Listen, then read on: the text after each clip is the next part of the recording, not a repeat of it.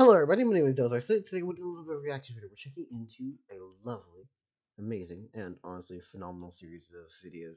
If you don't know, this is OSP, otherwise known as Overly Sarcastic Productions. They are some extremely good. They're extremely good creators, right? They're a lovely way to understand and gain and just all around clock new information and expand your brain, and at the same time, they're entertaining as fuck. In this case, we're listening to blue. A lot of times we listen to red here, but we kind of go back and forth between the two. I know that there's others who have taken on videos or been part of certain videos in between, but yes, that's what we're getting into. This one is about Venice, Venice. I was about to say Venice, but Venice. I think it's Venice, and we'll see. Venice is acquiring a new Patreon. Patron. The secret ingredient is crime. Ooh. Sources for the reading. Okay. And the links will be in the description so you can go to the original video, by the way. And let's begin. We're thrilled because today's story of Italian hijinks in Hold this up. video is brought to you by me, bucko. That's right, I'm throwing a coup in my own video, and I could not be more thrilled because today's What? story of Italian hijinks is a tie-in for my book, The Veneziad, available Ooh. right goddamn now on Kickstarter at the link below. Unlike my usual nonfiction fare here on OSP, this book is a full-on historical narrative all about medieval Venice written in the style of an epic poem. So where Homer starts with "Sing to me, muse of the man of twists and turns," and Virgil opens on "I sing of arms of the man whom fate had sent to exile from the shores of Troy," your old pal Blue is out the gate with "We sing of the city born from water, and of the shields borne aloft in its defense against the strife and gales of war." So that also is going to be linked in the description, so you can go out and check that out because I'm very much interested. Well, I'll just buy the book when it's published and shit, and just be like, "Hey, yo, can I just buy it?" Oh, a little fancy there if I do say so myself. Turns out I can do more than post about domes. As for the story itself, it follows Venetian merchant Alessandro Marino and his children Niccolo and Serena in their desperate race home to save their city from destruction at the hands of Genoa. Along their journey, they share stories of Venice's history Genoa and salami? as a family through the act of storytelling. I really wanted to explore not just the history itself, but how learning about the past changes us as people. And some of those ideas take shape in the physical book because we designed it to truly feel like a historical artifact. So not only is it fancy as all hell, but I channeled the vibes of ancient literature by getting an opposite-facing translation, meaning the English text is all on the right-hand pages, mirroring the original Italian on the left. I tell you what, I've been working on this book for over the last 7 years, and never could I have imagined that I'd be able to go this goddamn hard with the presentation. So Excuse me, 7 years in the making? A book of olden times, wrapped and riddled with rhymes. From one page you may see and read, to another you may only experience. From two different sets, lied in wait, they have been prepared for 7 hollowed years. Almost as if they were fine wine lost in barrels at sea, only to drift upon your shores, and that shore is me? I tell you, for I see that you should go and be free to go support this Patreon, for he may see the lights and the fruit of his labor. In other words, go out there and support the original motherfucking video. Support the original book, because I'm down with this. As well as my publisher Fuck yeah. Wraithmark for helping bring this project to life in such spectacular fashion. I want you to get your hands on this and think, oh yeah, of course Blue wrote this book. Literally nobody but him could ever come up with nonsense like this, because that's the commitment to artistic vision that you deserve. Now, if all that sounds like a book you'd like to have on your shelf, you can hop over to the Veneziad's Kickstarter page right now to pre-order. That's where you can also check our progress on various stretch goals, like an audiobook of me reading the Veneziad here on YouTube, or in-world medieval sea shanties as back of the book bonus content. I am not joking. You know me. I'm not joking about that. This campaign is live through June. I hope you'll consider supporting it. Now, where were we? This is gonna be fun. Lagoonsville. Venice is really big on St. Mark. Most Christians Mhm. were already Mhm. fans of his literary career as writer of the Gospel of Mark, but the Venetians took it to the absolute max by claiming him as their patron saint and turning his traditional winged lion iconography into their whole ass brand. Marky Boy was front and center on Venetian coinage of Mhm. approximately Mhm. 40 billion statues across Venice and its many overseas territories, and had pride of place on the Republic's flag. I might add, the best flag, not only for raw aesthetics of a Yeah, kick-ass red no, and that's gold fucking color cool. combo and swishy-looking tails that fly in the wind, but because it had a book-holding variant to signify peacetime and a wartime flag with a Ooh, sword out. And that must that's okay. You know what? I'm gonna adopt that. I'm gonna be honest with you. I'm stealing that idea for the story I'm writing. That is a really good way to be like, hey, we have two flags. What? A peace flag and a war flag. Ooh. Are we doing it with that creature in question, a winged lion? No, no. It's a more creepy creature. It's a four-armed anthropomorphic deer with a scaled tail and very fucked up teeth. I'll explain later. Or you can look in. I'll explain at the end of the video must have been pretty menacing to if I witness. The remember. saintly messenger of Jesus is done with writing and on to fighting. All across the Mediterranean, if you saw a winged lion with a book, or God save you, if he was in a stabbing mood, you knew it was those wily lagoon boys. That's what we historians call iconic. Now, all of Mm-hmm. this Mm-hmm. orcishness had to come from somewhere, but since Venice wasn't founded until the 400s and thus began the game with very little prestige to its name, that somewhere was somewhere else. So, to figure out why Mark wound up as patron saint of Venice and see Mm-hmm. how the Mm-hmm. lagoon boys welcome their new favorite lion, let's do some history. As we begin our tale of Venice and its suspiciously abundant glories, we have to recognize one Oh, they critical robbed a bunch of characteristic of places. the Venetian psyche. They absolutely loved stealing things. Treasures, islands, architecture styles in general, Yeah. literal pieces of buildings in particular, and even bones. Especially bones, because What? that's how they claimed St. Mark as their patron. See, in the first century Oh, and a of half that Venice was course. a republic, their number one boy was St. Theodore. But in 829, that all changed when a handful of Venetian merchants in the eastern Mediterranean got blown off course and landed in the city of Alexandria. It was a prominent city in early Christianity, partly because it housed the tomb of Mm-hmm. St. Mm-hmm. Mark, Mm-hmm. and the bones of an evangelist are the kind of relic that lands you on par with Rome and Constantinople. But after the Muslim conquest, the city was under new management, and the local priests were worried that their church was in danger of destruction. Mm-hmm. According to Mm-hmm. the Venetian account of things, which we categorically cannot verify, Stealing, so finding St. Mark's, totally, yeah. Stealing St. Mark's to add a 17% true story justifying our glory of, but is the only yeah. story we have, so what can I do? The sailors sheltered in the city as they made preparations to Mm-hmm. sail Mm-hmm. back Mm-hmm. out. Strictly speaking, they weren't supposed to be there because of a Byzantine edict prohibiting trade with Muslims, and Venice was still technically a province of theirs, but since they parked on account of bad weather, not their fault. Two of the Yeah. merchants prayed daily at the tomb of Mark and made friends with those beleaguered priests, who hatched a plan to save Come through. Hello. Come.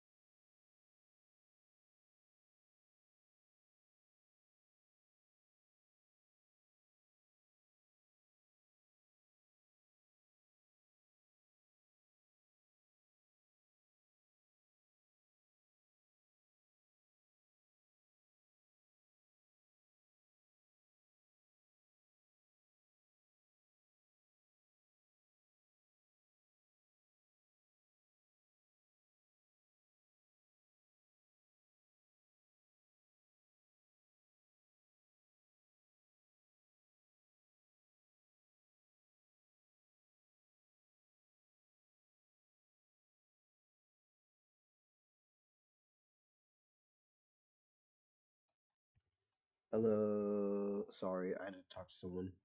Um. Hopefully it wasn't too long. I mean, it wasn't that long for me, but hey, I had a, I had a conversation. the Anyways. saintly bones by smuggling them onto a ship and off to Mm-hmm. safety in Mm-hmm. Venice. That's a totally normal thing that normal people do when traveling Yeah. abroad, but the weird part is how they did the heist. First, pulling a swapperoo between St. Mark and a different saint in the crypt, so Mark's tomb was Ooh. still occupied, then needing to sneak over to the harbor without flooding the entire city with the smell of an 8th century old corpse. Naturally, someone complained about the stinky tourists, so guards were called and the Venetians hid all Marky bones in a basket beneath a bunch of pork, so the theologically obedient Muslim customs guards wouldn't rifle around in it during the inspection to find out, hey, wait a minute, there is a dead guy in here. Literally just saying this is pork. Oh my goodness, these bastards. They weaponize religion to commit crime. Oh no, they're just using modern tactics. Or are we using ancient tactics? One or the other. That's almost as gross as it is haram. The guards left in disgust to go take a 3-day shower, but the sailors weren't taking chances, so they further stashed away their saint by wrapping him in canvas and hiding him up in the sails. With their Mm-hmm. covering complete, the Venetians sailed out of porky ports and back onto stormy seas, where the spirit of Saint Mark himself appeared to them, performed Wow. some miracles, and handily guided them to safety back in the Venetian lagoon to triumphantly unveil the souvenir of the century. I Mm-hmm. mostly Mm-hmm. feel bad for Theodore getting booted from patron sainthood. Imagine how that made him feel. It's almost as rude as when the Romans set him on fire. Close second.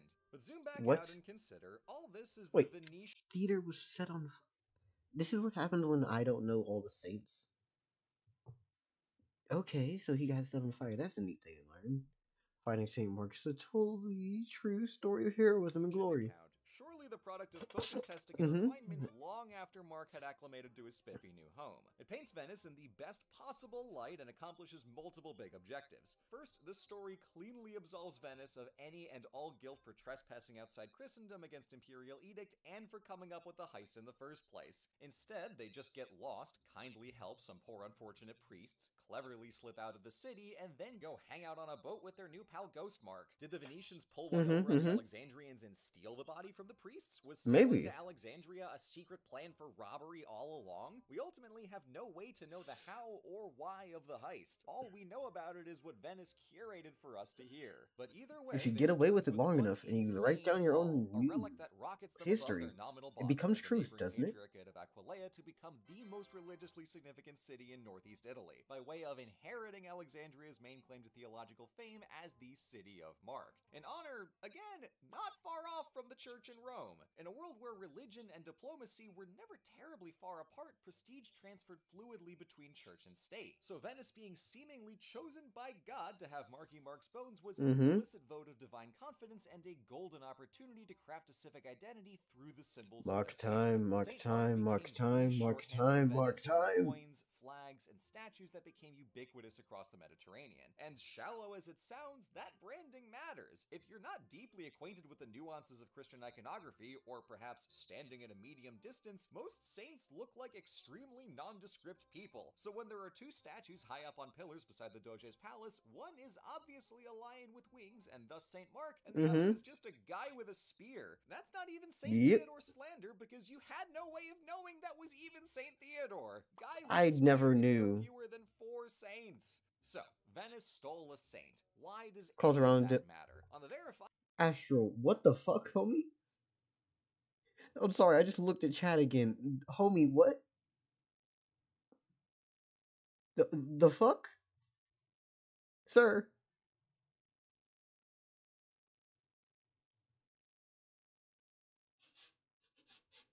I'm gonna have questions for you. The fuck you doing, homie?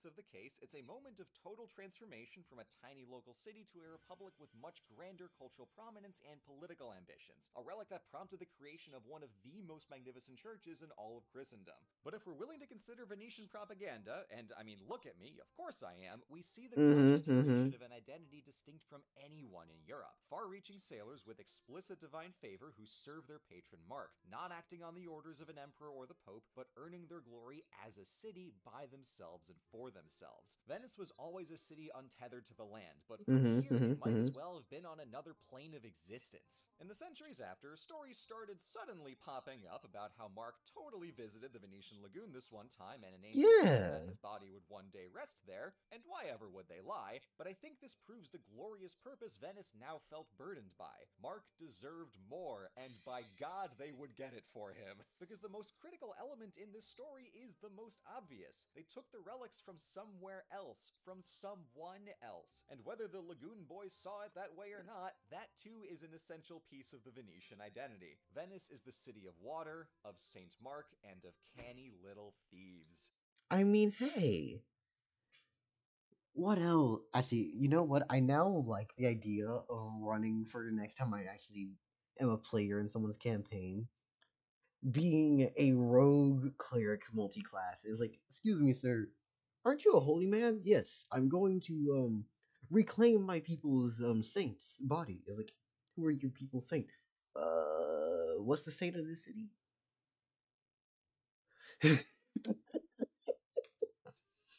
Thank you for watching. This video is the second of 3 in a series to promote my book, The Veneziad, and I hope you're enjoying these as Fuck much yeah. as I'm having fun making them. I think the best part of having favorite cities in history is being able to more viciously roast them. It's my professional responsibility to dunk on Vembus. I'll see you in the next video, but until then, the book is live right now on Kickstarter at the link below.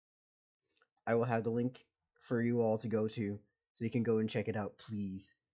I'm down for this. I'm a little tired. But yeah, please go out, check out the original video, do all these good things, please. Okay, I waited long enough. It's time for me to start plugging. No, Astral. Why did you think I was running a campaign session right now as I'm filming this video, sir?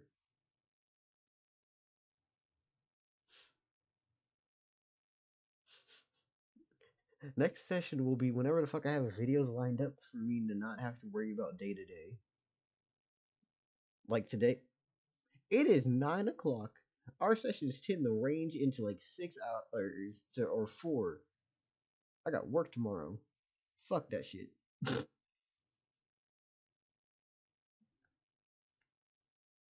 But no, like, comment, subscribe, do all those things. I got links in the description. Some of them are my socials. Some of them are my membership if you want to see videos a little bit early. Um, besides that going on, honestly, I think I'm just here to vibe. Kind of here to do what I want to, relax, breathe. Um,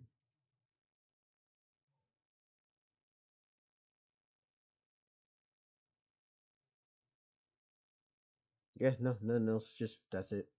Anyways, oh wait, no. I do have some things going on. I am writing my own damn story, actually. Haha. If you want to, you can vote on stuff. Pretty much, I write, I publish what I write, and then I let people vote on what happens next in the world, and then I continue. Yeah. So right now, as of this video, this is about chapter 2, part 3. Yeah. Anyways, from there, I'd like y'all to just go out and check out my different things I have going on. Like, comment, all these different places. But please, have a lovely day. And, I don't know, just goodbye. Yeah. Did I forget something? Wait, no. Like because you enjoyed the video. Comment because you have something to say. Subscribe because you think I'm somebody who's worthy of your subscription and or somebody you want to come back